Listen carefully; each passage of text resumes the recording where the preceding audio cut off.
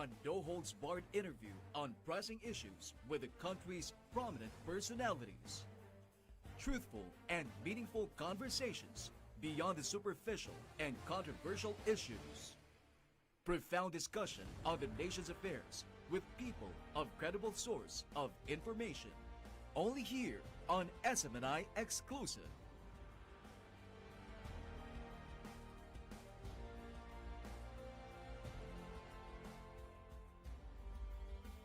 Good evening or good day, wherever you are, here in the Philippines and in the different parts of the globe. Welcome to SMNI Exclusive. We will have a personal talk with a very special guest tonight that concerns the different issues of the country. And leading us in our discussion tonight and to formally introduce our very distinguished guest is our beloved pastor, Pastor Apoolo C. Quiboloy. Good evening, Pastor. Thank you, Nori. Tonight, on SMNI Exclusive, we are with us our own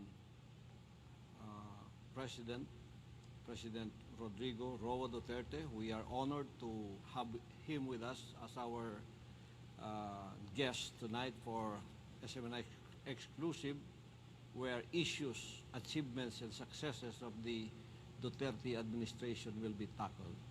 I am honored to introduce to you our very own guest, our President of the Republic of the Philippines, our good friend, President Rodrigo Roa Duterte.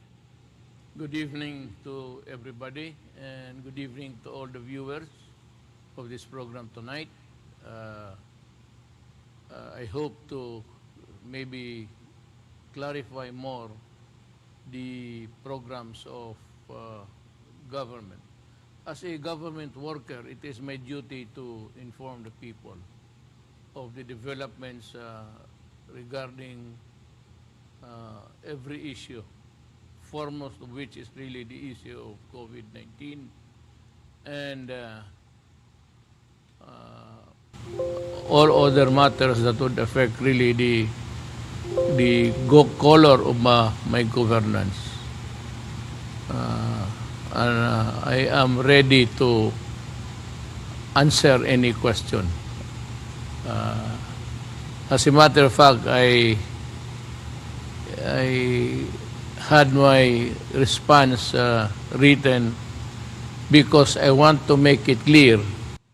I might miss some, but I hope not all, especially in the matter of law and order, where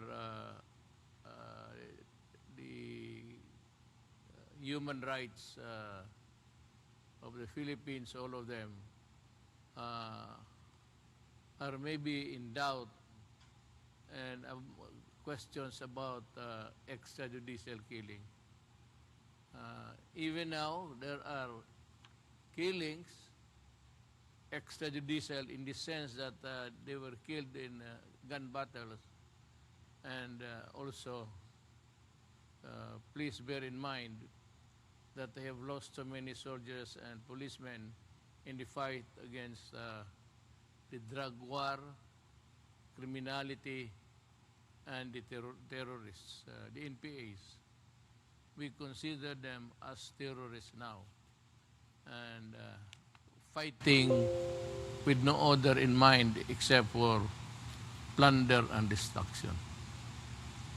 With that as a predicate of my answers tonight.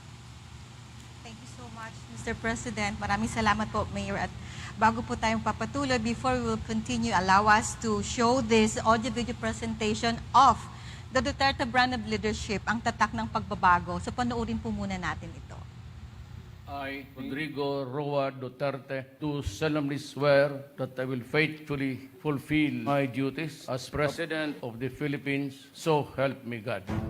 2016 saw the meteoric rise to power of a humble politician, that is Rodrigo Duterte, the first Mindanaoan president and the first local chief executive to get elected straight to the office of the president, who has a stellar record while taking the reins in Davao City as its longtime mayor for 23 years. And this track record, his Exhibit A, boosted his stakes during the presidential polls, winning a landslide victory with 16.6 million votes, the highest number of votes won by any Philippine president.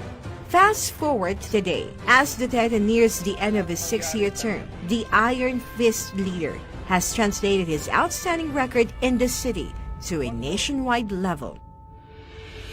Taking the helm of the highest position in the land, President Duterte has laid down his 0 to 10-point agenda. 0. Peace and order. 1. Continue and maintain current macroeconomic policies, including fiscal, monetary, and trade policies. 2. Institute progressive tax reform and more effective tax collection, indexing taxes to inflation. 3. Increase competitiveness and the ease of doing business. 4. Accelerate annual infrastructure spending to account for 5% of GDP, with public-private partnerships playing a key role. 5. Promote rural and value chain development toward increasing agricultural and rural enterprise productivity and rural tourism. 6. Ensure security of land tenure to encourage investments and address bottlenecks in land management and titling agencies. 7. Invest in human capital development, including health and educational systems, and match skills and training to meet the demand of businesses and the private sector. 8. Promote science, technology, and the creative arts to enhance innovation and creative capacity towards self-sustaining, inclusive development. 9. Improve social protection programs, including the government's conditional cash transfer program to protect the poor against instability and economic shocks. And 10. Strengthen implementation of the Responsible Parenthood and the Reproductive Health Law to enable especially poor couples to make informed choices on financial and family planning, are the foundation of the Duterte administration's socio-economic thrust. In October 2016, Duterte signed Executive Order No. 5, approving and adopting the National Long-Term Vision or Ambisyon Natin 2040 as the country's blueprint for development planning. In the face of the pandemic, the Duterte administration retrofitted its targets by updating its Philippine Development Plan 2017-2022, which is the country's first medium-term plan geared towards a long-term vision. By pursuing an independent foreign policy, the Duterte administration has strengthened its relationships with existing and historic allies. While lessening the country's dependence on the United States, it forged new allies and diplomatic engagements with non-traditional partners such as Russia, Japan, and India, among others. The Filipinos' cry for long-term change in the bureaucracy was heard as the president took his aim to solve the illnesses of society, the problems of criminality, corruption, violence, and drugs. The president also fulfilled his campaign promise to provide government interventions to address poverty and hunger, boost employment, and help the different sectors of the economy by institutionalizing reforms and legislations. The administration also enacted reforms to promote peace and security in the country through the Bangsamoro Organic Law, among others, and passed laws to push for innovation and for the advancement of science and technology, education, culture, and sports. Amidst the pandemic, the government continues to boost disaster prevention and risk management to help the local government units and its constituents in the event of natural disasters and calamities. Policy reforms to protect the environment, transportation, and promote ecological integrity were also carried out. The Duterte administration also did not forget our modern heroes, the overseas Filipino workers, by streamlining its programs and services for their welfare. The proposed Department of Overseas Filipinos is also aimed at and expected to cover all the needs and concerns of the migrant workers. In 2020, the Philippines recorded its first case of the coronavirus infection, and the government mobilized and implemented measures to help contain and manage the spread of the virus. The chief executive also formed the Interagency Task Force on Emerging and Infectious Diseases, which is the prime mover of the government's coronavirus response. He did not also forget the frontliners who were at the forefront of the battle against the unseen enemy. and provided assistance and benefits in recognition of their hard work. It is also during Duterte's term that the Filipinos saw the gradual demise of the entrenched impunity through the destruction of rebel groups and the dismantling of its factions. Almost 18,000 communist rebels and supporters surrendered to the government from July 2016 to May 2021, including 3,684 New People's Army or NPA regulars, 2,039 members of the Militia ng Bayan, 1,736 from the underground mass organizations, 636 from sangay ng partido sa lokalidad, and 7,074 communist mass supporters. In 2018, the Chief Executive signed Executive Order No. 70, or the whole-of-nation approach to end insurgency and armed conflicts. The Duterte administration welcomed throngs of rebel surrenderies who returned to the folds of the government, providing them assistance in the form of housing, livelihood, and benefits, among others, while they reintegrated back to the society. The Armed Forces of the Philippines Modernization Program also speaks volumes, with the acquisition of more combat utility helicopters on top of other delivered air assets to the country, and the procurement of the Air Defense Radar System, a FA-50 flight simulator, utility vehicles, drones, and other command and control fixed-wing aircraft, among others. The military has achieved significant gains to maintain the country's peace and order.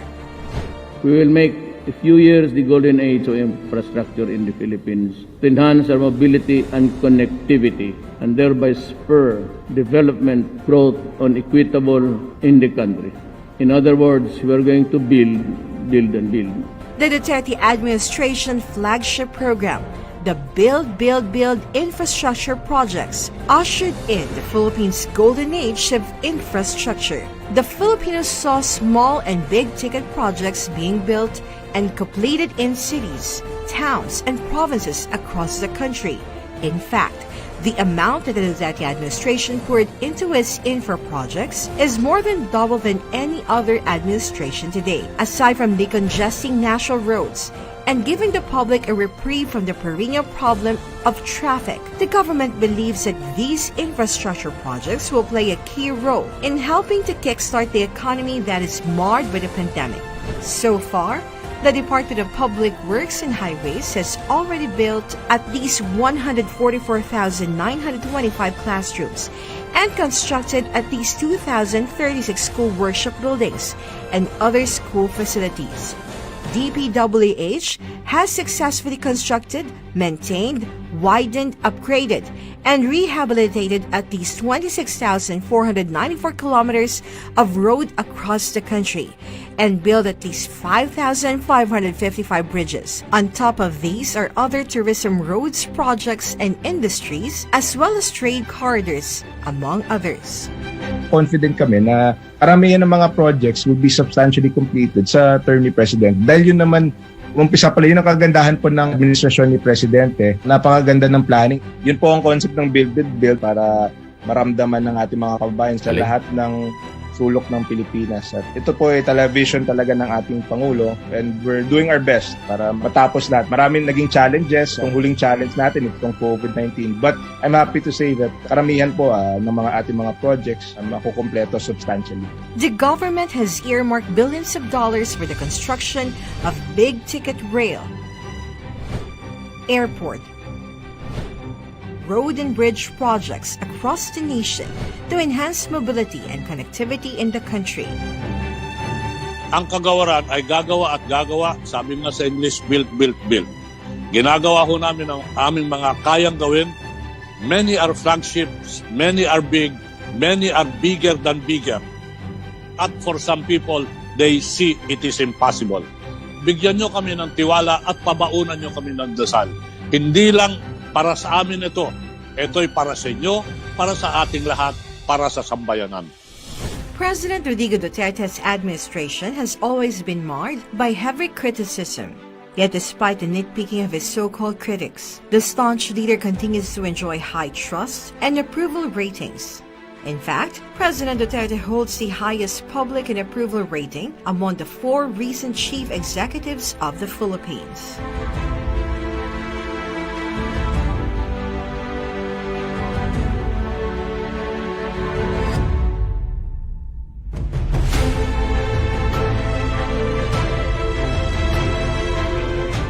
Under Duterte's watch, the government was able to fulfill so much, greatly enabling the Filipino people to live a comfortable, decent, and secure life. This only goes to show that every development amidst the improbabilities is plausible to a leader who has the political will to rise and be at par with other nations, especially the Asian region. And this is the Duterte brand of leadership, making a huge mark of positive change among the lives of the Filipino people, true to its campaign motto, Tatak ng Pagbabago. Wow. Wow, truly such a feat in such a time like this, in a very short term.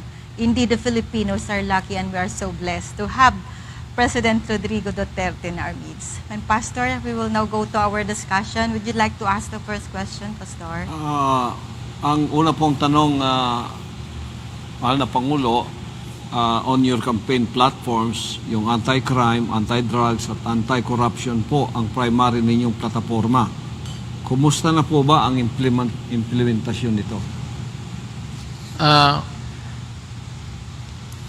Ako talaga ay hardliner. And ganun talaga ako noon pa. Hardliner ako. So, since the beginning of my presidency, we have shown our determination in combating insurgency and terrorism with the end goal of attaining lasting, sustainable peace in the country. In the past 5 years, our forces have apprehended and captured thousands of lawless elements, substantially decreasing the strength of those terrorists. We acknowledge that terrorism and insurgency are problems that have plagued our country for so long. This is why we launched a multi-sectoral approach to address this problem. I am thus very grateful to our government forces in making it possible for us to sustain the momentum of the whole of the nation approach to end insurgency and terrorism.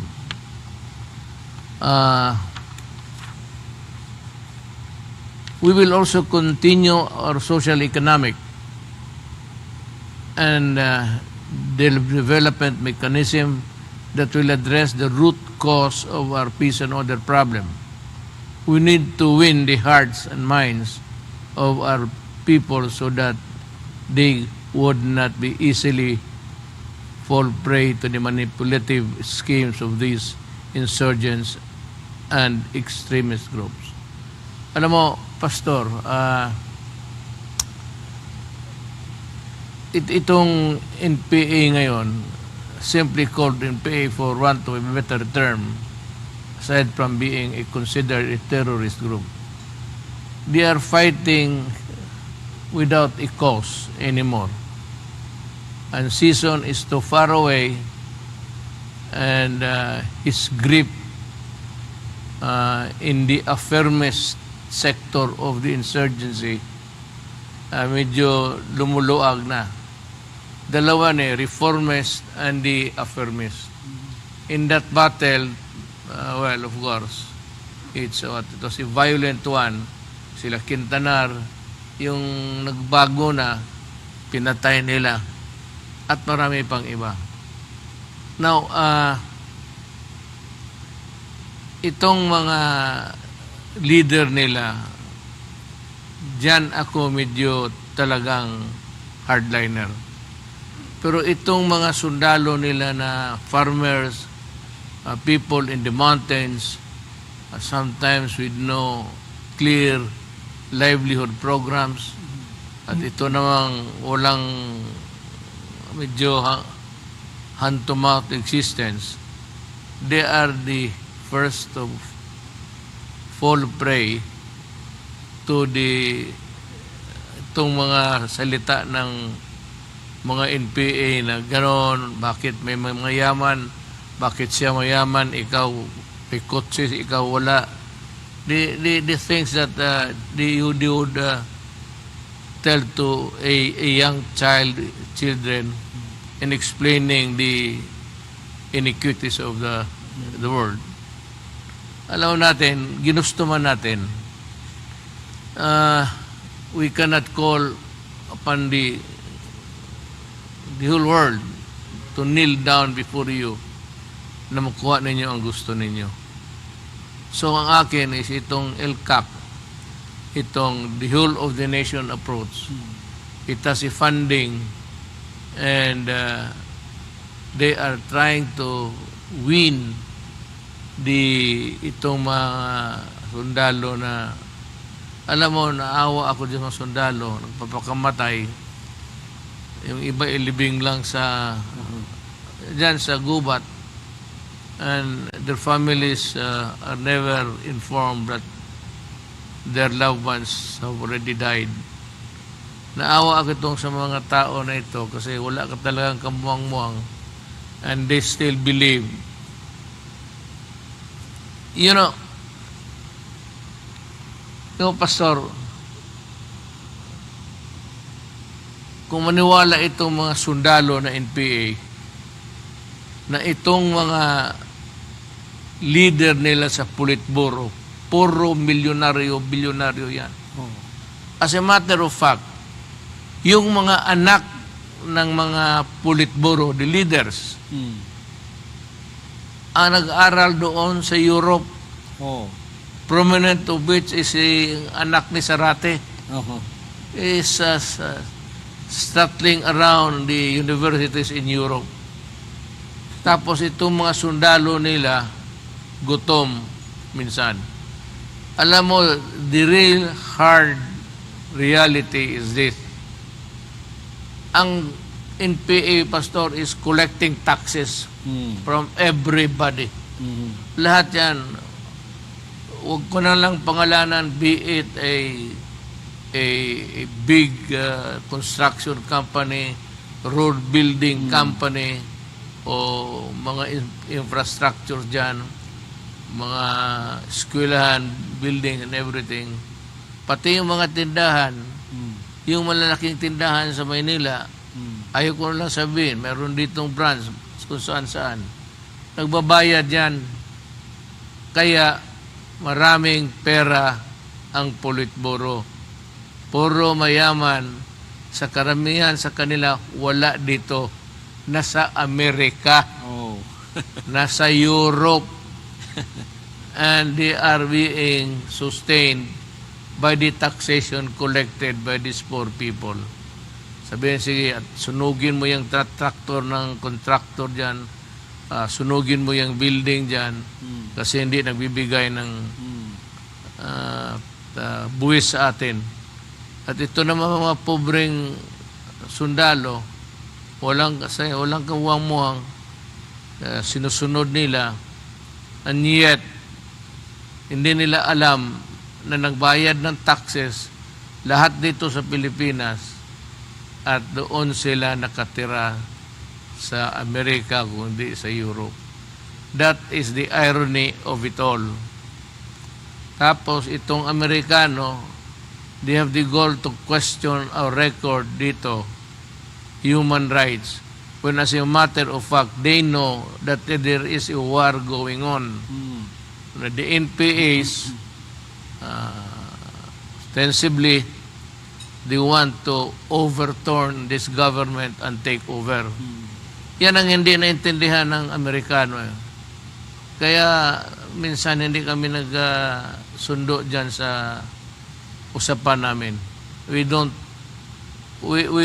talk on a different wavelength. So hanggang sometimes it ends up into an argument, and it ends up into a recriminations on both sides. Yun, Pastor. In droga, hindi na ako, ayaw ko nang magsalita. Basta ito na lang, tandaan ninyo. Ganito ang approach ko sa droga. You deal with drugs, you destroy my country. I will kill you. Well, I do not mince my words. I said, I will kill you. And when you do drugs, sell it to our daughters, to our young boys, and you destroy their life, I will kill you. Because that is a defense mechanism of a ako, I will kill them. So, wag na natin pag-usapan kung ano pang yung droga. Basta hanggang dyan lang ako. Well, we have seen a lessening of the drugs actually in the Philippines. Sa Davao, wala, no? Tingi-tingi.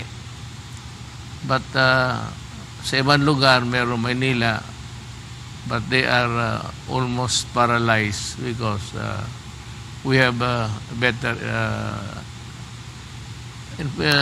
intelligence now and it's working. Kaya kagaya noon, sabi ko, I will end the problem of drugs in Manila or in the Philippines. I did not know, Pastor, that about 6 police generals were into drugs. Either sila mismo or protecting the drug people. I did not know that I was fighting my own government. I was fighting corruption sa customs at kung saan-saan. So that is why yung I took care of the police generals. At least alam nila at wala na sila. They're out. Almost retired. Lahat sila. Ang akin lang mga talagang hindi kami magkaintindihan. Mabutit na lang hindi tayo mag-abot. Hindi ko naman sinasabi matapang ako. Sinabi ko talaga, papatayin ko kayo. You destroy my country. I will have to tell you that you bring out the worst in me, the violent side of my persona. Naawa ako sa bayan ko, Pastor. Kung yung mga ganito, as we are doing well in the terrorist front, we have been also minimize the various minimum ang droga. May Mr. President, yung storya mo about drugs nung bago ka maupo as President. There is a story, medyo malapit ito sa puso ko dahil ito pastor na nasa Manila. Mabait na pastor ito.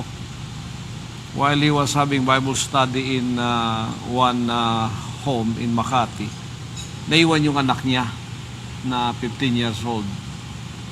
Maraming kapatid siya, tigo 3, kasama niya lahat. Itong bata naiwan. So, she was about to take a bath, nakatuwalya na lang. Tapos pinasok siya nung 7 na mga thieves and robbers, obviously high on drugs. At pagkatapos yun, pinagpapasapasahan siya. Rape, tapos ginawa lahat sa kanya. Mabuti hindi siya pinatay. Pero this is a pastor, and her daughter was only 15 years old when she was raped by the 7 men high on drugs. Kaya we commiserate with you, even the whole nation. Nung lumabas ka, yung plataforma mo is about this, number 1 yan. Kasi talamak na noon ang bansa natin. Kaya hanggang ngayon, yung tao, ang trust nila nasa iyo kasi hindi ka nagbago sa iyong pakikipaglaban sa droga, anuman ang sabihin nila, sa criminality. Kaya yun ang mataas pa rin sa puso ng tao hanggang ngayon. While the critics are saying all of these negative things, pero yung tao alam nila na malayo sila sa puso kasi nasa siya yung tapang at bilang presidente natin nagmalasakit ka sa ating bayan because of that. Yeah. I would like to, before we leave the topic, Pastor,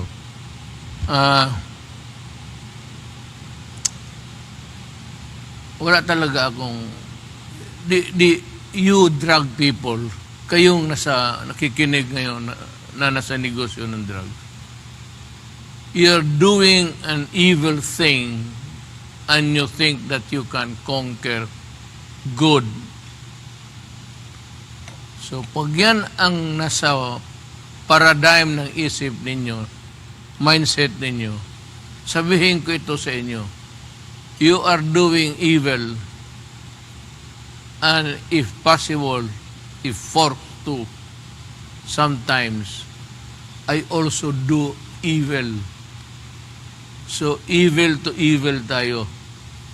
And do not ever think that you are the only one who can do evil things. Kasi ako, marunong rin akong bumaba sa impyerno to really meet you where you want it to be. Hindi na ako mag-elaborate niyan. Pero kung anong kaya mong gawin, kaya ko rin talaga. At gagawin ko. Kaya ganun nga ang nangyayari. Hindi kita papayagan makalusot. But, Pastor, for the life of me, I never allowed the killing of young people. Kasi yan, Pastor, in the hierarchy of things, di yung mga may-ari ng druga, nag-i-smuggle. Tapos, sila yung humahawak. Sila yung mga tinatawag na mga kapitan. Then, kasi may connection sila sa countries outside of the Philippines. At alam na natin, Tapos, ibigay nila yan sa mga lieutenant, mga teniente nila. Sa baba, ibigay yan doon sa mga nagpapabili. Ang tawag niyan, Pastor, basurero. Kaya ako sa mga bata, sabi ko, hulihin na lang. Pero itong nag-i-import, itong mga lieutenants, sabi ko, that is evil. And if you want to play evil with me, kaya ko marin. Kung wala kang kaluluwa, di wala rin akong kaluluwa. And if you have to mortgage your soul to the devil, I can also talk to the devil at sabihin ko rin na ibigay mo rin yung kabalastugan kasi gagawain ko yan sa kanila. If you cannot sabihin niyo takot, sometimes good is good. Kaya if you fight evil with good, walang mangyari, Pastor. Walang mangyari. Kung sabi ka lang, because, you are not allowed by your religion, of course it is true that you are not supposed to kill. You are not supposed to, because we are on the good side. Pero kung wala na lang bad sila, tapos hindi mo naman tapatan ng bad, mahirap yan. Mananalo ka dyan. But hindi ako magpayag because I said, do not ever think that you monopolize evil in this planet. Yan lang ang gusto kong sabihin sa kanila. That's why may katapat na yung mga masasama dito, Mr. President, at saka ito yung naging resulta. Kung may resulta yung droga na ganyan, may resulta rin yung ginagawa ninyo na mapayapa natin at matakot sila. So that is the result of what we are now enjoying as a peace and order country in the Philippines, starting with Davao nung mayor kayo dito. What about yung anti-corruption po ninyo? Basta ako kaibigan tayo, pero sinabi ko naman sa kanila yan, huwag kayong pumasok sa corruption. And to date, Pastor, I have yung sa pastillas na 43 immigration officer, ubos yun. Sa mayroon pang nadagdag. Tapos, well, ang pinakamarami sa customs. I think I terminated something like almost 70. Oh, wow. Talagang inano ko sila. Kung ayaw na maniwala ng tao na ginawa namin, bahala kayo. Basta kami, hindi man kami kailangan magyabang sa trabaho namin. Basta ako sa corruption, talagang yayariin kita. I do not have to announce it to the public. I do not have, hindi na ako pwedeng magyabang. Hindi naman pwedeng ipagyayabang yan. At meron namang isang kabila ng mga na kung anong sabihin mo, babalik na rin. So ako, tahimik na lang. Basta ako trabaho. Basta yung mga drug, trabaho lang rin ako. Then maybe, if I said, if I have to mortgage my soul to the devil to fight them, I will do it. But I hope, Pastor, that you will redeem the mortgage. Bayaran mo na lang para gano'n na lang. Ipagbili mo yung sangla mo yung kaluluwa. And then, that's the reason why I am very honest with you. Sana naman, tubusin mo na lang ako doon sa interno. Grabe, Mayor. Akala nyo, yun ang bilib ng tao sa inyo kasi yung trabaho ninyo, ginagawa ninyo to the extent that you lay down your own life. For us, scriptures, nandiyan yan, no, na greater love hath no man than this, that a man will lay down his life for his friends. Para lang sa kapakanan ng bayan. Kaya malapit ka sa puso ng mga Pilipino, kahit anong pang mangyari. So, yun ang nakikita namin sa iyo, na you are not doing this just to show off, but you are doing this because it is your life and your personality, na pag nasa trabaho ka, talagang totohanan yung trabaho. At walang publicity, meron man o wala, you are doing your job. At shock din kami kasi pag dating mo dyan sa gobyerno, noon sa mayor ka lang, ngayon sa bilang presidente, nakita mo talaga yung extent ng corruption, Mr. President. Ano po? That's why yung sa sa SONA mo, I am fighting my own government because you saw it. Sabi ko nga na I can solve the problem in 6 months. Little did I know that I will be fighting my own government. Grabe. So, tama sila. Pero hindi ko man alam. It was not only after I appointed Bato to be the PNP chief and I told him, open the records. Do not hide anything from me. Buklatin mo sa harap ko kung sino. Then we discovered ditong mga ninja cops, itong mga general. Pero yung ninja cops, Pastor, mga dalawa na lang naiwan. Talagang ninja, gumalaw hindi. Pero maabot na. Dalawa o tatlo na lang. Wala na. So, yan. Ang komunista naman, we have offered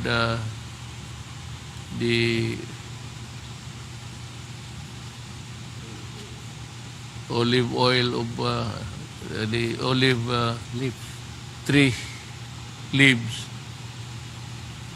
Ayaw pa nila maniwala, sige. Pero yung NTF, LCAC, Mayor, Mr. President, is the real answer to this insurgency problem. Talagang nagsusurrendera na lahat because kita naman nila ang genuineness ng inyong pangako sa kanila, tulungan sila. And to think that some senators even question it. Yan nga ang mahirap, Pastor. I'll tell you about government, ang traffic ngayon sa EDSA maluwang na. Okay? Yeah. But early on sa administration ko, it was a crisis there. So, ang mga advice nila, tugade, yung mga bright boy ko, sabi nila maghiram tayo ng pera. We can maybe adapt in an MRT or somewhere paakyat.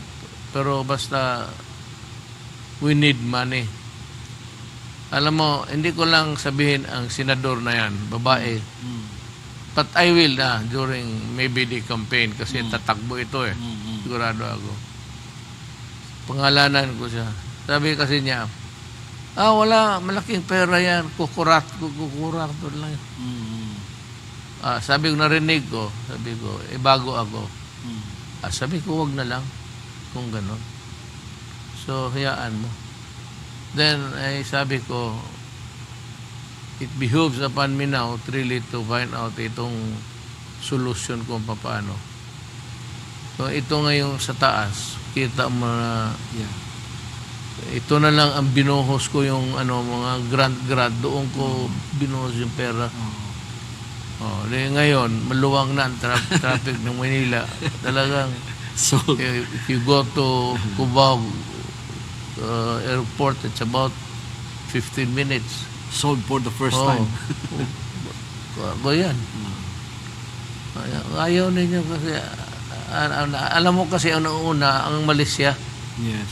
yung malisyosa na utak ba?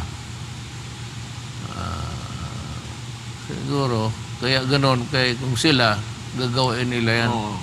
Yun ang mentalidad nila kasi mentalidad. when they are in that position, nakita naman natin hindi lang papangalan yung mga administrasyong nakaraan. Did they do something about this? Patapos they are crying about the problem. Pero in your administration, this is the first time the Filipino people saw the build project ninyo na kaya pala. So many roads. Grabe. 29,000 ba? Grabe. Pati lahat ng airport ngayon maganda na. Yun nga ang di mapaniwalaan namin at ng mga Pilipino, Mayor. Bakit nagawa ninyo ito, sila noon kahit isang tulay, mahirap daw. Mga 6 years daw ang abutin bago. Nung ako, I called, he's a very good worker. Talagang may alam. I thought kasi anak ng mayaman, Yes. ito si Villar, Yes. baka mag-secretary lang dahil for the glory of it. Noong nagtrabaho mo, believe ako, sabi ko. Yes. He is really a worthy son of Cynthia and Manny Villar. You really selected the best people. Husay. Ang raming ginawa. Daan, Grabe. 29,000 kilometers Yeah. almost. Maalala ko yung nung sa Singapore, si Lee Kuan Yew, nung umupo siya, yun ang inanap niya yung mga tao na the best for Singapore. Yun ngayon ang nangyari sa iyo dito. You have the best people na talagang they do their job at saka no nonsense talaga yung paggawa nila. The likes of Tugade, yung vision niya, pati yung Tugade is also good. Yes. Mga airport natin, puro magaganda na. Lahat. pati yung sa sa DNR, si Mato. si Mato, tingnan mo yung yung ginagawa lang issue yung Manila Bay. When did we see Manila Bay like that? Pati yung sa Boracay. Boracay. Alam mo, nagtataka ako, napadaan ako gabi sa kumpanya, baho. Yung hangin talaga, pastor, papuntang from hindi galing palabas sa beach, pupunta. Sabi ko, anong nakita ng mga foreigners nito na you have the white sand but you endure the stink? Distinct, yeah. Kaya sabi ko, linisin ninyo. Ngayon, maganda na. Noon pala, ginabit lang nila yung mga drainage, diretso na sa dagat. Yun pala yung because actually they are not supposed to be there. They're supposed to be just like any the practice of all countries is that you have to find some space there malayo. Tapos may easement yung daan, then yung beach. Yung sa Ipanema sa Brazil, napunta man ako. Ang mga hotel parang BB Boulevard, tapos may highway, tapos magpunta ka pa doon. Ang beach malawak, it's about 2 kilometers pa bago ano ka. I was privileged to travel there sa South America when I was a congressman. Kaya ginagawa ninyong mga daan ngayon, meron siyang walkway na malalapad, maganda. It really beautified the country, and we are proud to have a country like that na makita natin na yung nangyari talaga. Well, ano lang, Pastor. We thank you for that. Now, we go to itong peace talk sa CPP and PA, it's dead on its track.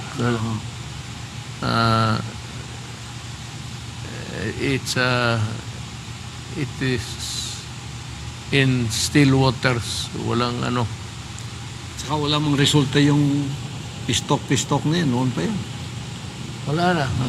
Ayaw ko na makipag-usap eh. Kasi arugante. And I mean, I reviewed with the military. Sinabi ko sa military, i-review ninyo ulit. Bigyan nyo ako ng recommendation. So, nireview nila. Tapos, nireview ko ulit. Tama sila. It might appear as it would appear that there is if the participation of the governance is just too much. Too much has been asked. Parang on the economic policies of the country, they would be a part of it like a coalition government. No, hindi pwede. Hindi nakakasabi. Hindi ako pwede. Ang endgame kasi niyan, Mr. President, is talagang to take over government. Yun lang ang endgame nila. Kagaya ng itong pastor. We almost, had I not interdicted it, actually, whether maniwala ang human rights o hindi. Lahat ng mayors halos dito sa Mindanao were into drugs. Oo. Lahat na they were cooking drugs everywhere sila, o dikta, patay na. Si Mabilog, yung mayor ng Iloilo na sumibat na. Kasi papatayin ko talaga siya eh. Was destroying my country. Naunahan na niya ako ng sibat. Kasi may pera na. Claims innocence. Pero, Pastor, makita mo yung bahay niya sa Iloilo. Yung mansion.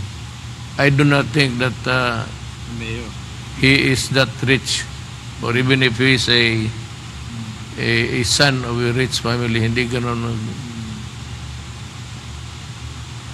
Saka doon sa yung namatay na si Parahinog, yung wallpaper ng bahay nila, Pastor, pera. 500 pinagdikit talaga. Wallpaper. Ginagawang wallpaper. Ito. Flaunting talaga. Oo. Talagang, Di ba nung mayor kayo dito sa Mr. President, dito sa Davao, we were already talking about this guy na siya yung ulo dito sa droga. alam ko, pero ang ano na yung pastores, kaibigan kami. Pero tinanong ko siya minsan, sabi niya, wala raw. Sabi ko, well, wala man o tama, wala ka man o meron, huwag ka lang pumasok ng Davao. Kasi magpatayan talaga tayo. Sinabi ko talaga sa kanya yan. Do not ever include Davao sa ano. Pero ang problema, ang droga nila, pasapasa, yung mga residente doon, it's the most laid-back community. Wala mang matindahan, mga building, wala nga mga mall. Pero kontento ang mga tao doon. E paano pala na kukuha ng droga doon sa mayor nila? Sila yung community of... Sila na yung Hindi naman lahat. Pero ito si community of pushers. Yun ang... Kung di nasugpo yun, city Kung to hindi city. ko tinira talaga ng gusto. Yung ibang mayors namatay, pero wala naman ako gawa dyan. Sabi ko nga, you do not monopolize evil in this. Kung hindi ko talaga, we would have been closing in as a narco state kagaya ng Medellin. Sigurado. Kung sinong patakbuhin nila, manalo. That's it. Yun na yung Oo. tapusan natin. Kung hindi ko talaga binira sila ng gusto, wala pastor. Maging narco state talaga tayo. Kaya on time talaga yung pagkalagay ninyo riyan. Thank God. Kasi eto na yung template ng leadership ng Pilipinas. Yung leadership po ninyo, Mr. President. What about po dito sa COVID at saka sa AFP modernization? COVID has a different line of budgeting. At saka kung ano ang ano dyan, we do not touch the things that the money that is already intended for specific purpose. Anong pastor ang gastos natin sa COVID is separate. Yun yung hinirahiram natin sa World Bank pati sa Development Bank of Asia. Grabing laki ng Sila budget ang dito. magbayad. Hindi tayo nagkuha. Basta magbigay lang yung vaccine. I-process nila ang... Ito naman mga opposition. Ito naman. Akala nila, where is the money, where is the Saan daw vaccine? Nag-order na kami, Pastor. Problem is, wala talagang stock. Kulang ang supply. Ngayon medyo maluwang na kasi sinigurado ng Amerika medyo bakuna sila ng bakuna. Ngayon, they can sell parang residual ng ano nila stock. Pero tayo, the one thing dito sa atin is dumadating na in bulk. So, binabayaran natin. But ang bayad natin, hindi tayo makahawak ng pera. We do not get the money into our hands. Itong mga iba, mga bright talaga, saan ang bakuna, bakit, saan yung Kala nila yung pera sa kamay mo eh. Sa kamay ng gobyerno. Tapos, ngayon nandyan ang bakuna. Bakit mahina ang... Nag-overtime na nga eh. Gusto nila na a billion people, 110 million Filipinos. So, you cannot vaccinate them in one day. Kaya nga, ito, sabihin ko na this time, yung ibang syudad, bigyan ng malaki na rin allotment nila. Cebu, Manila, Cagayan, Zamboanga. May spike eh. Ayan, hindi kasi naniniwala.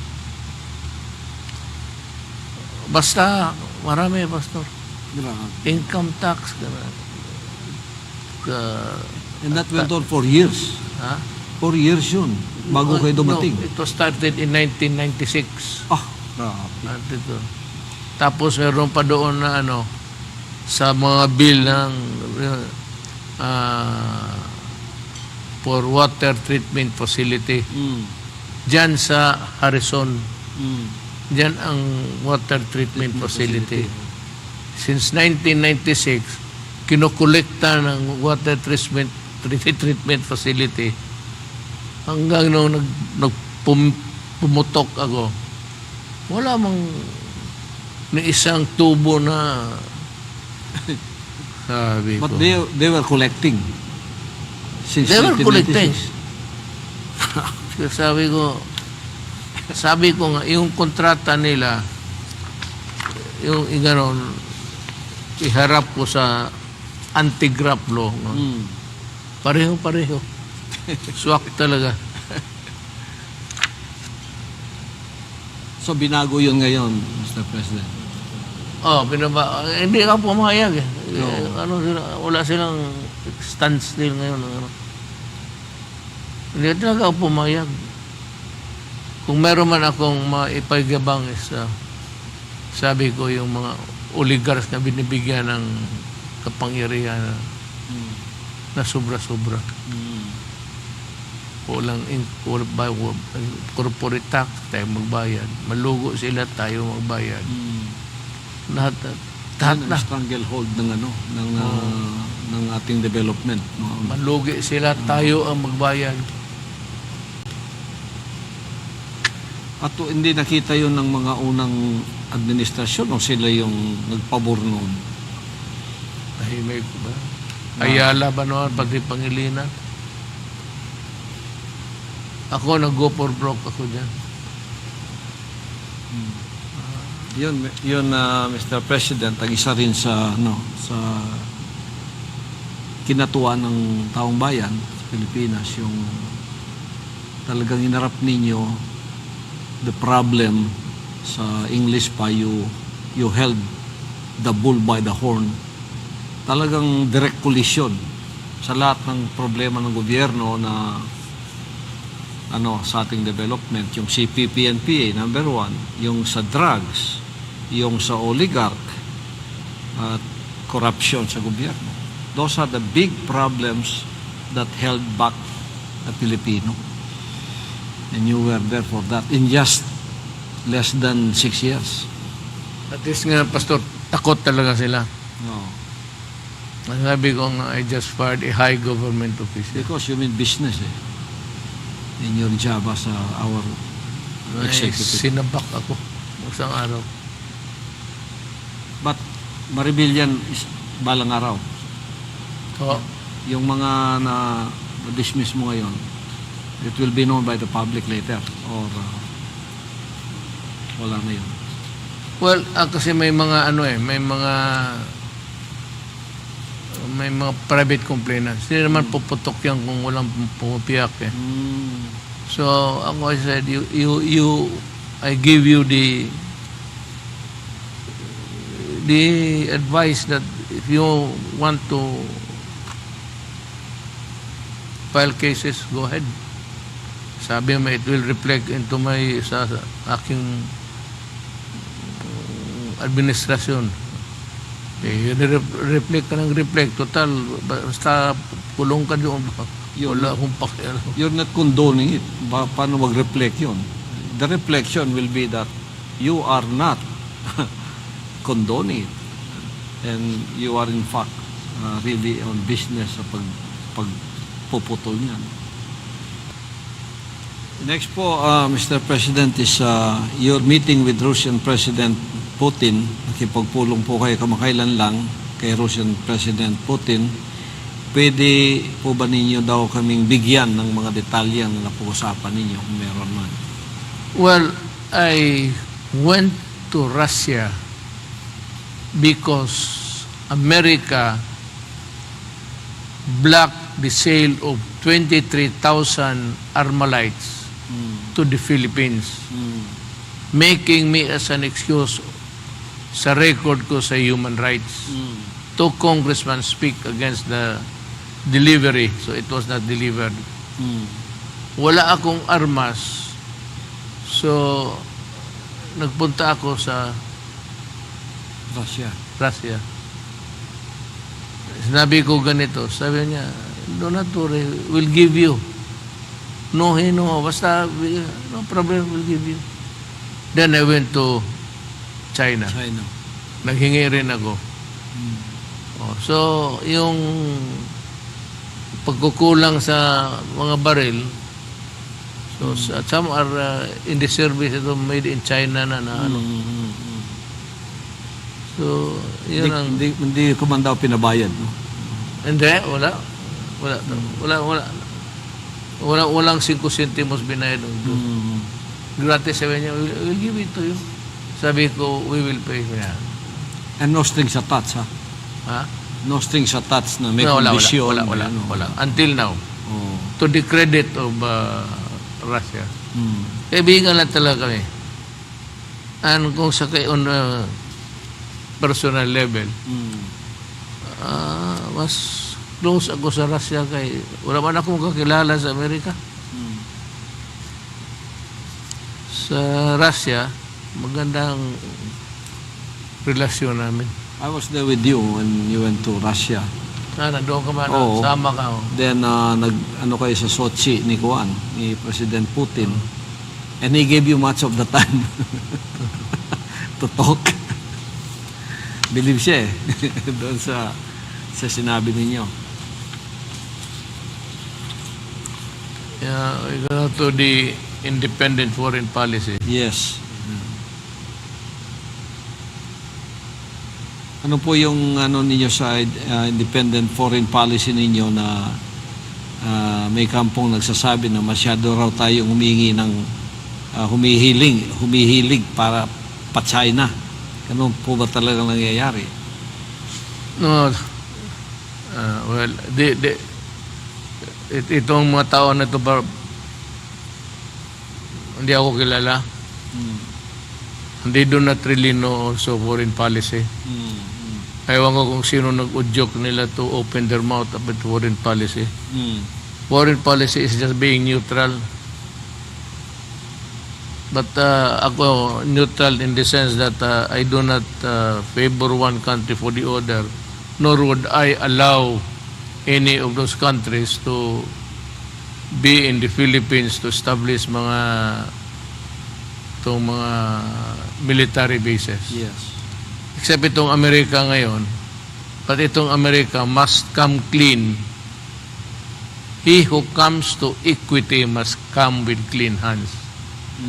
Ngayon, kung magkiusap sila, what was the fiasco all about? So even Senator Pacquiao said, punong-puno na ako. Hindi ko pa ba't siya ang partido na ito? Kasi Pacquiao na hinakit niya sa bago niyang naglabas ng public statement. Well, it's about foreign policy. I would not want to degrade him, but next time he should It's a naive, mag-aral ka muna ng gusto bago yes, ka it's a naive statement. Kasi hindi niya alam yung ano ninyo, Mr. President, yung pong enemy to none, friends to everyone. That's a very good statement on foreign policy. Yun ang ginagawa natin ngayon. We are not beholden to anyone. So, apparently, this guy has a very shallow knowledge of... and knowing the mentality of Filipinos that they are always beholden to someone, especially dito sa bansa natin. And here you come, as a Filipino, we are proud of you to stand on your feet and stand for our country, beholden not to anyone, but only to the Filipino people.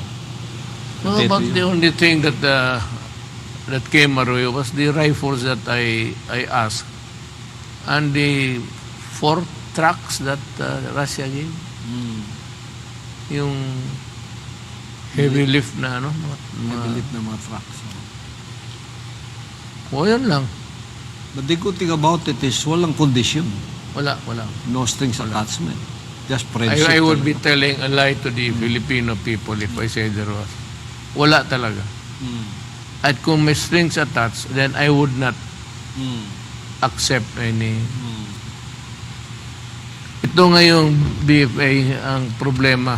May malaking problema tayo dito kasi nga nangyari itong broker ang Amerika tapos nag-atras tayo. Bakit ang China hindi nila pinilit na mag-atras rin? Unless they can explain it to me in a very simple way na maintindihan ng buong Pilipinas, then I can begin to talk about their foreign forces. Pero pag hindi, medyo malabo. Malabo.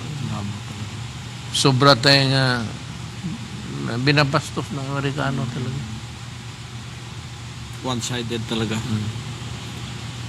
What about dito po sa reinstatement of death penalty on heinous crimes? I have always been for the restoration of the death penalty. Wala man, the law was not, I think the law was not abrogated. Suspended lang. So, wala, sinuspend lang yung death, yung the act of killing a criminal. Ako basta heinous crime. Heinous crime. Drugs. Tapos yung nangyayari na sabi mo yung the atrocities committed against so many innocent persons. Yung bata dyan sa Makati na kinatay, pinako pa dyan sa Kawayan.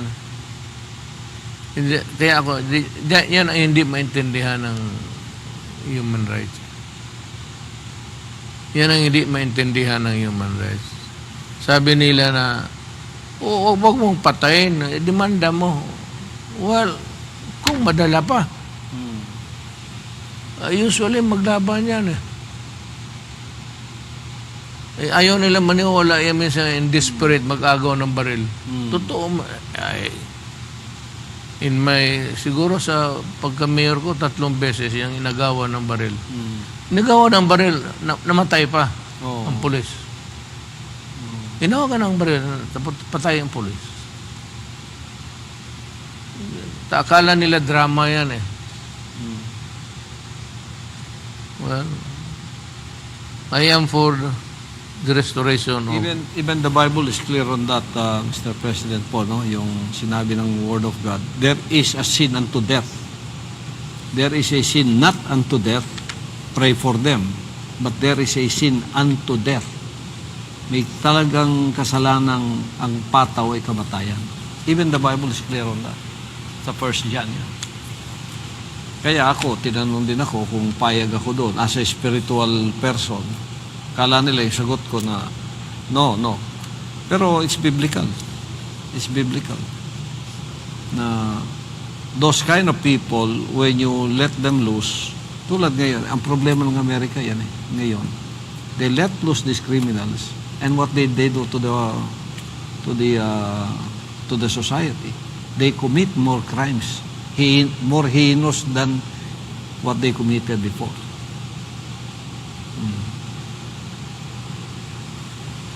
So, dapat yun sa Pilipinas talaga. Yung pong COVID response natin, sabi nila napabayaan daw ng pamahalaan ng medical frontliners. Inuna sila. Di ba inuna sila? Ano lang yun ang ano? Alam naman nila, nakikita naman. The TV would not lie. I'm sure ang itong outfit dito rin na cover it. Ano lang yan? Just maghanap ng mali, Pastor. All politics. They cannot find anything anymore in your administration. Maliliit na bagay, ginagawang issue. The more na nagiging katawa-tawa eh. Ito po ang police involvement in crimes. They have to pay. Yeah. They have to pay. Ang aking rule is, if you are a military man, you're a policeman, you do your duty in accordance with law, tapos nasabit ka, I will defend you. Pero itong policeman, nalasing ka, torpe ka, tapos mapatay ka pa ng tao, kung nandyan ako, papatayan kita. Wala kang silbi. Ako hindi ako nag pastor, bubugbog talaga ako ng pulis. Nung mayor ako, lalo na lasing. Bago nagbili ako ng bagong patrol cars. Toyota pa. Kasi durable. Isang pulis na opisyal, gidrive niya, pagdating niya sa PLDT, niya sa circle, John Circle, tinamaan niyang island na tumba yung police car. Anong sinabi sa akin, sabi ko, saan, dalhin mo yung dito sa harap. Binugbog ko talaga. Wala akong ano yung fuse ko dyan sa gano'n na. Yung mga pulis, kala na nila matapang, madali lang silang yung barilin yung babae, pati yung bakit nakapasa ng neuro yan? Petty quarrel tapos ganunin mo. Yung last, yung lola yung binaril niya eh. Hindi wala makasalanan yun.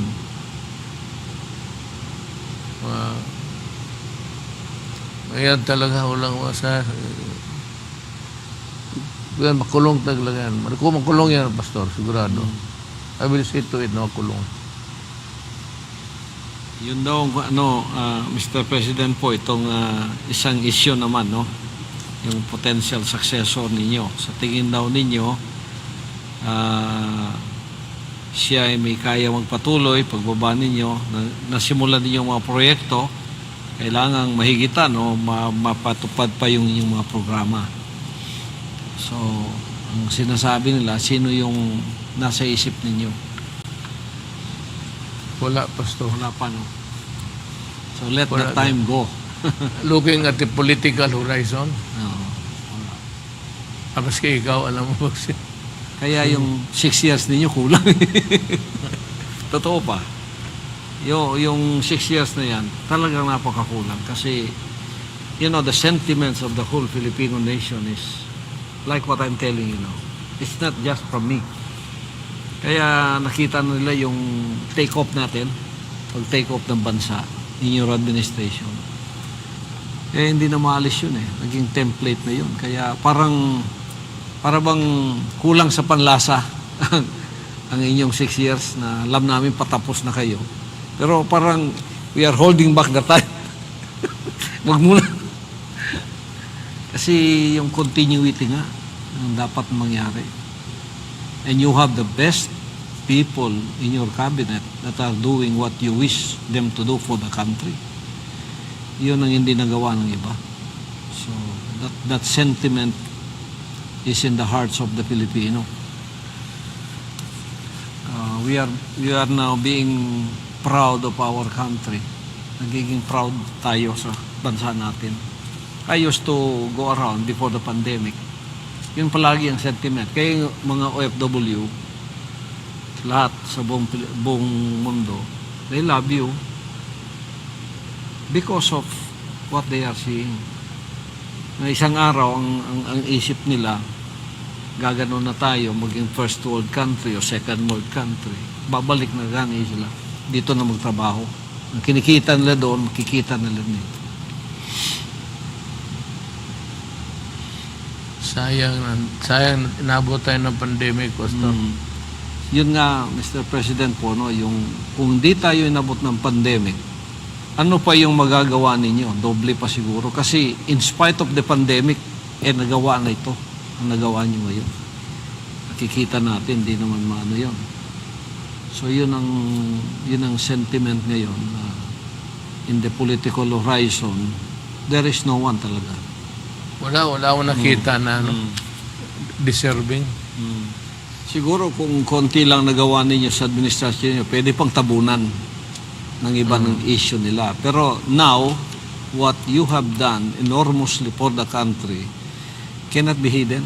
Hindi na pwede takpan yun at saka hindi na pwedeng gawing issue. Wala na akong nakikita at wala nakita mga tao. So, the foreboding in our hearts is for the next few years is the continuity of what you have done. On the lighter notes po, Mr. President, your plans after Malacanang. We of Davao retire. We will still be praying for you to be strong, have a long life, healthy life, and enjoy the rest of your life. Order na lang ako doon sa prayer mountain mo. Maganda mo yun doon. Mag-golf naman. Mag-golf. But, sa isip at puso namin, if you become the Vice President, kasi isang term ka lang naman, you will not be as hard up as when you were President. You can still relax, but you will still be there to be the beacon and guide of the Filipino, which they have longed for, na kahit na retired ka na, parang semi-retired ka na rin yan nandun ka pa rin. At this nation still needs you. So pag-isipan natin yun at we'll be praying for you. Well, pero si Inday, ayaw kagami man ako dumating. Si Inday, kinausap ko talaga kagabi. Do not run. Do not ever commit the mistake of running for presidency. I do not mean to insult the Filipino people. Presidente, wala ka talagang makuha. Wala para sa iyo. Except for one thing. Yung sense of fulfillment mo sa kapwa-tao mo. Yun. Na may nagawa ka. Yeah. Aside from that, it's an empty, puro ka na lang trabaho dyan. Now, unless magtakbo ka ng presidente, tapos mangurakot ka, you will become a billionaire or millionaire, whichever you want. Pero, is that the life that you want? Kung sobra-sobrang pera, anuhin mo man yung... Sabi ko sa kanya, knowing you, maawa ako sa kayo, magtrabaho ka, ang sweldo, 200. Buti sana kung itong Pilipinas naman, no? Buti sana kung bigyan ka naman ng 1 million. 1 million a month. Oo, 1 million ang salary. Tapos bigyan 200, sige ka trabaho. Tapos atakihin ka, criticize ka, bababuyin ka, in the likes of Trillanes, nandyan yung mga yan. Tapos itong mga chuchuwariwap ng mga presidential aspirants, you do not deserve it. You do not deserve it. Anak kita, maawa ako sa iyo. At alam ko naman hindi ka punta ng kalukuhan. Sabihin ko sa iyo ngayon, huwag kang tumakbo. Sinabi ko talaga sa kanya. Wala na akong kagabi yun. Sinabi ko, huwag kang tumakbo. So kung Mr. President, wala pa kayo nakikita na talagang makapagpapatuloy sa legacy na iniwan ninyo ngayon. Meron, pero hindi na mabutat na lang, mag-neutral na lang rin ako. Pero meron diyang mga aspirants. I may publicly name them when the time comes.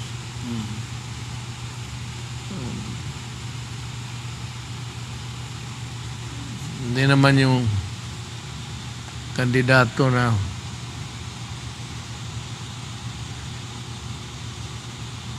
aywan ko lang. I do not mean to insult anybody, but it takes more than just what you show today, yung nakaya mo ngayon. Much more than that. Presidency is more than that. You are there and you know it. See. So, How yung, do you propose to talk to Biden? How do you propose to talk to to the foreign... Xi Jinping?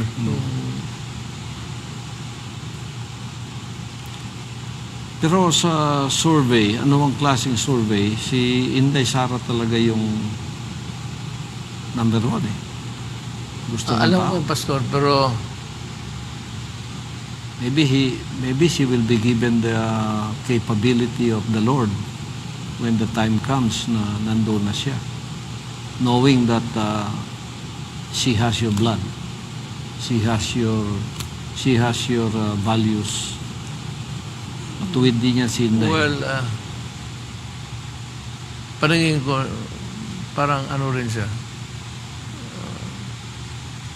Sinabi ko na wag.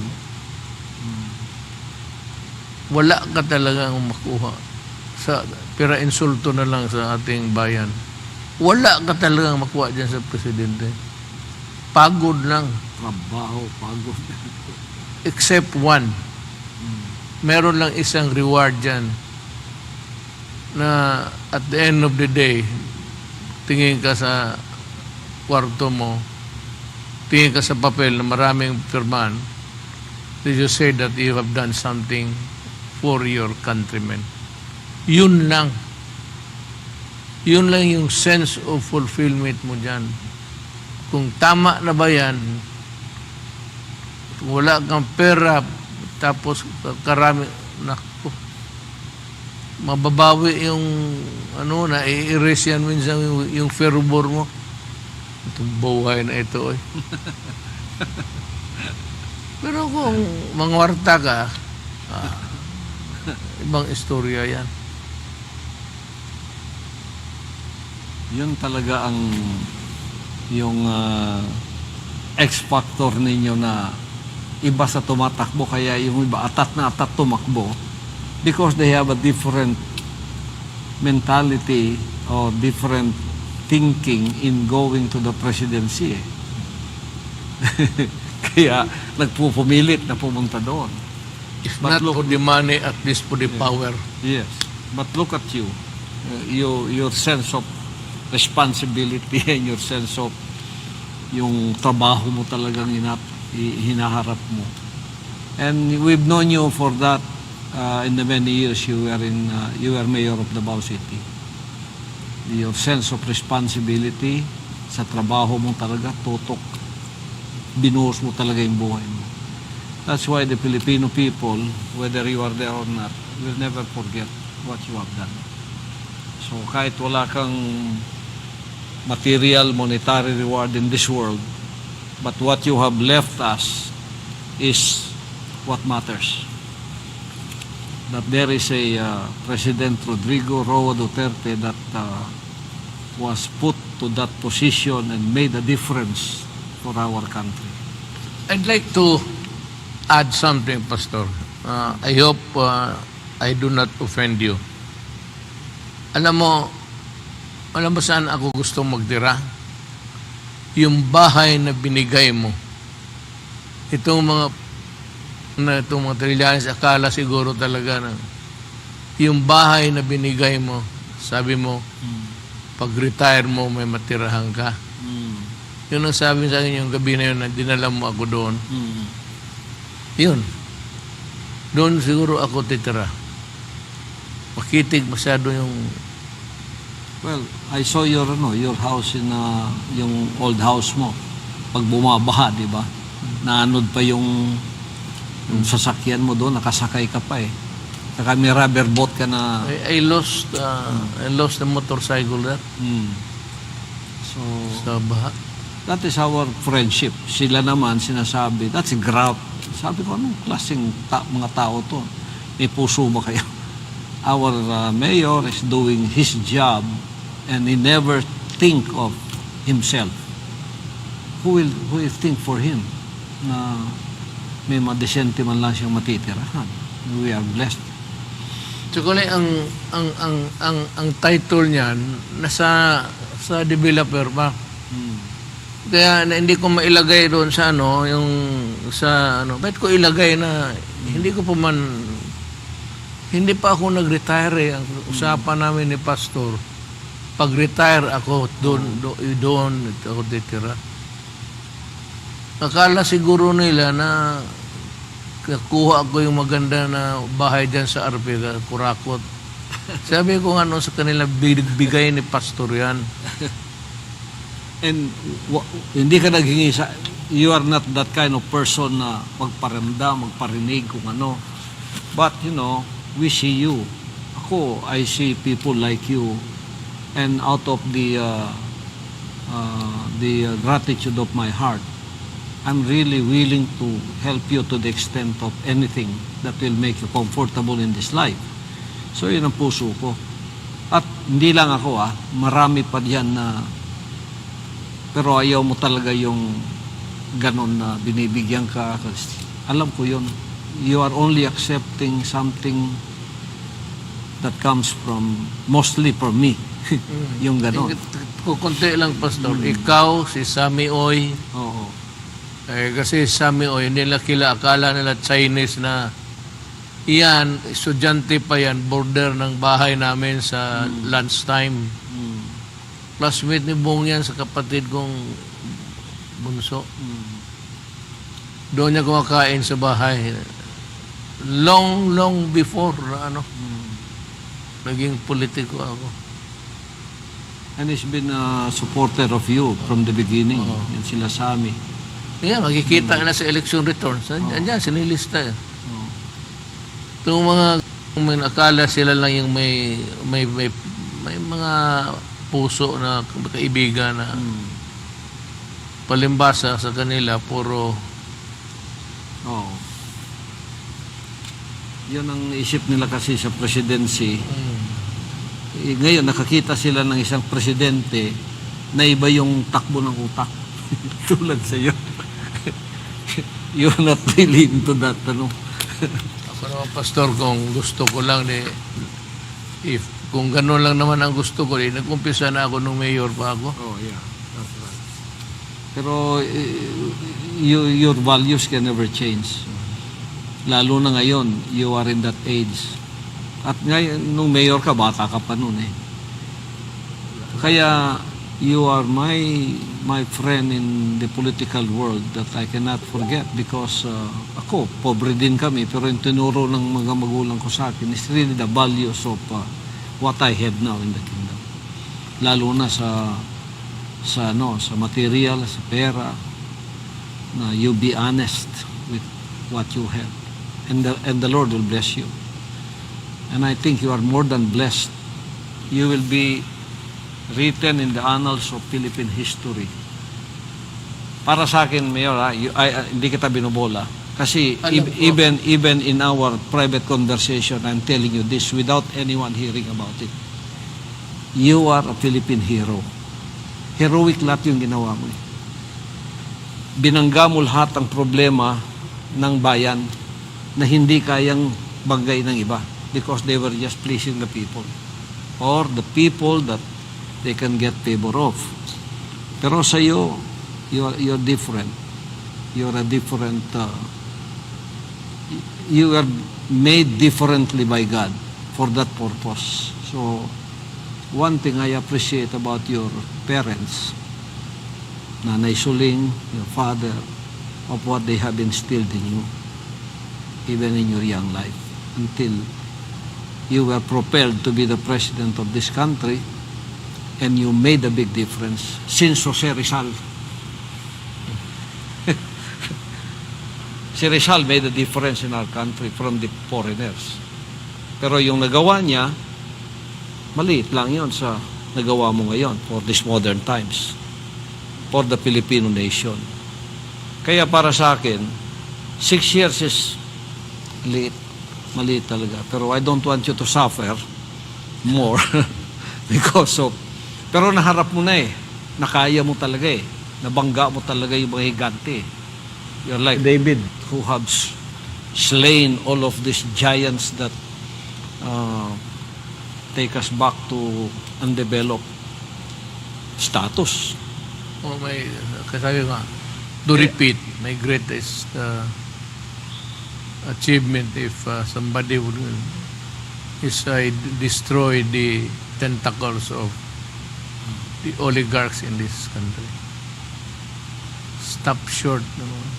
Yan talaga, Mayor, ang legacy mo na for me it's pero hindi lang sa akin, kahit na yung mga ordinaryong Pilipino na lang. OFW talagang may puso yan na makakita talaga sa mga sincero. So, that is your legacy that cannot be erased. Kahit ano pong sabihin ng mga critics, I'm sorry about the critics. I am a pastor. I look at all the people equally because you all have souls and salvation. But when we talk about this country and what the leaders have done, nothing can compare. So your leadership is now a template of others to follow. If they will fall short, they will be despised by the Filipino people. And I hope na yung espiritu mo lumipat doon sa ibang sa ibang mga sa ibang mga gustong maging leader dito. So, we thank God for giving us this time as our guest. Thank you, Nori, also. Thank you so much, Mr. President. And this time, we'd like to ask our President Pastor for his final words, Mr. President.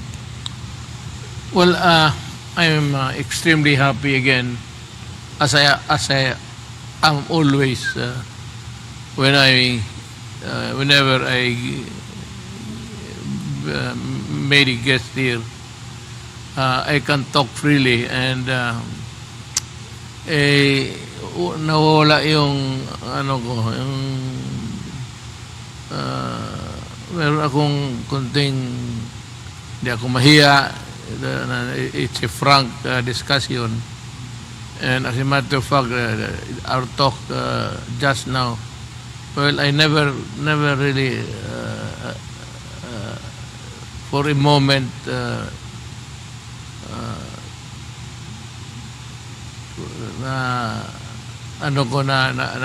we are being recorded and covered. Well, it was a freewheeling discussion and it's nice. Like to thank the pastor, the Jesus Christ congregation and Nori for the being privileged actually. Alam ko hindi ka naman you don't mag-guess ng mga ibang tao. Alam ko yung Kaya if you happen to be a guest here, you can consider yourself very, very lucky because the pastor and does not just he does not invite anybody else. Ako lang, and I said I feel so privileged to be accepted and be a guest tonight.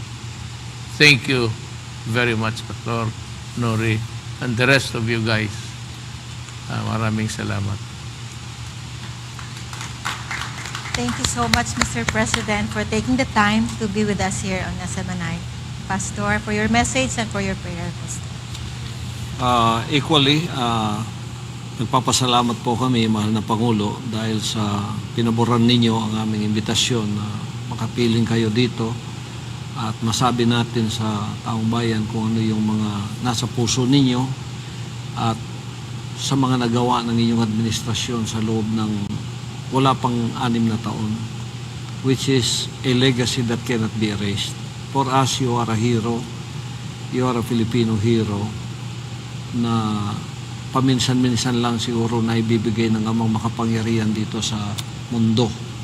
Kaya before we end, I would like to pray for you, our country, and your family. Manalangin po tayo.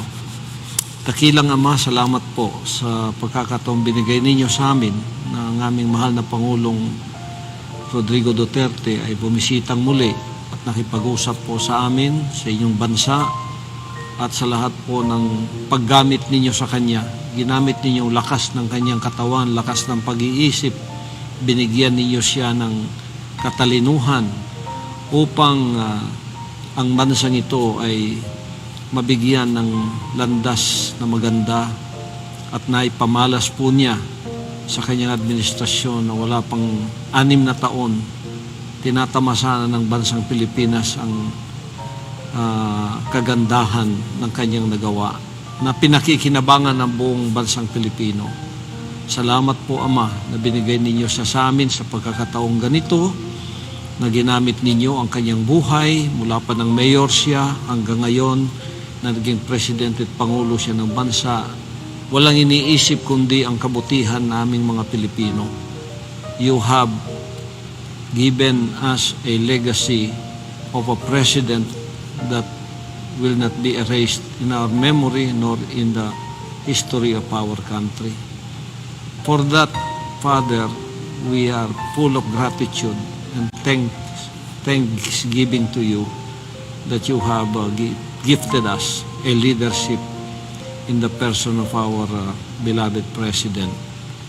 I pray, Ama ko, na pagpalain po ninyo siya, bigyan pa siya ninyo ng lakas, kung anong niyang mga nasa katawan niyang karamdaman o kung ano man, pagalingin po ninyo, at kung maaari, gamitin pa po ninyo siya sa isang paraan na kaming lahat ay nananalangin sa Kanya na maging pagpapala pa siya sa bansang ito.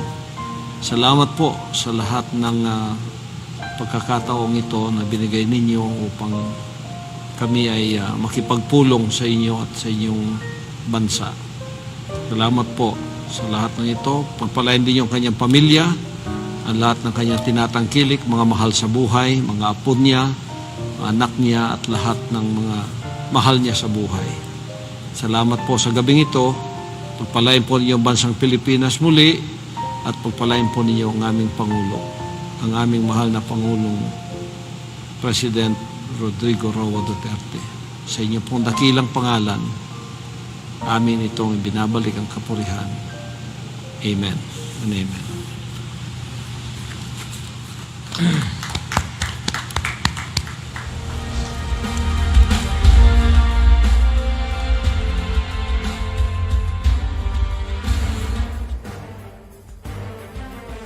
A no-holds-barred interview on pressing issues with the country's prominent personalities. Truthful and meaningful conversations beyond the superficial and controversial issues. Profound discussion on the nation's affairs with people of credible source of information. Only here on SMNI Exclusive.